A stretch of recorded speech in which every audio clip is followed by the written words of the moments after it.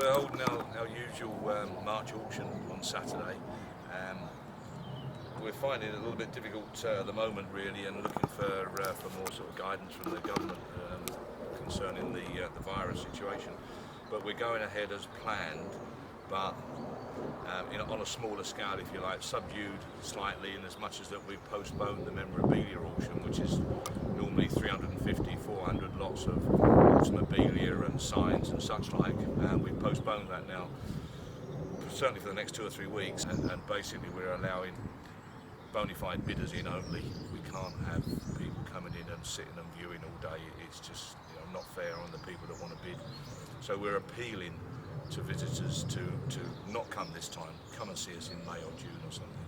Believe it or not, it's now regarded as a modern classic, the Subaru pickup.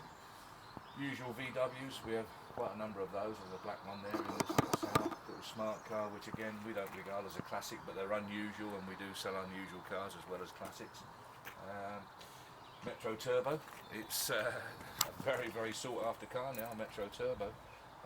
Probably will achieve quite good money. It's £5,000 upward, and really Metro Turbos now, they're quite expensive. Mark 1 Capris, of course, they're always sought after.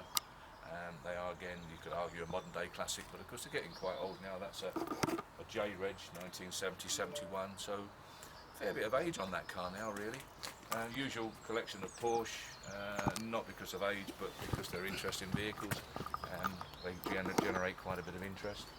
And then further on, MGB, Standard Vanguard, Rover 2000, Rolls Royce, as you can see there, Shadow, Ford Anglia 100E, all sorts of things, A40. A real cross-section of vehicles. This is a Ford Corsair. It's a Crayford conversion Ford Corsair, very rare. I'm not too sure how many were produced, but certainly not very many.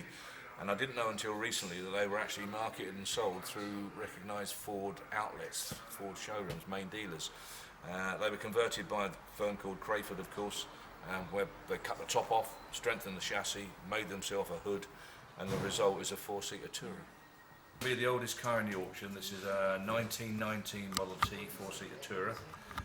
We get very, very few of these, although there are plenty on the market, I'm sure, and they're very much favoured by vintage car enthusiasts, veteran car enthusiasts in actual fact. There's a plentiful and very available. They're such a popular car amongst enthusiasts, club cars and such like. We don't get many of them. We're very, very few really. We're more post-vintage now than vintage, I think, and these are obviously quite pure print of vintage.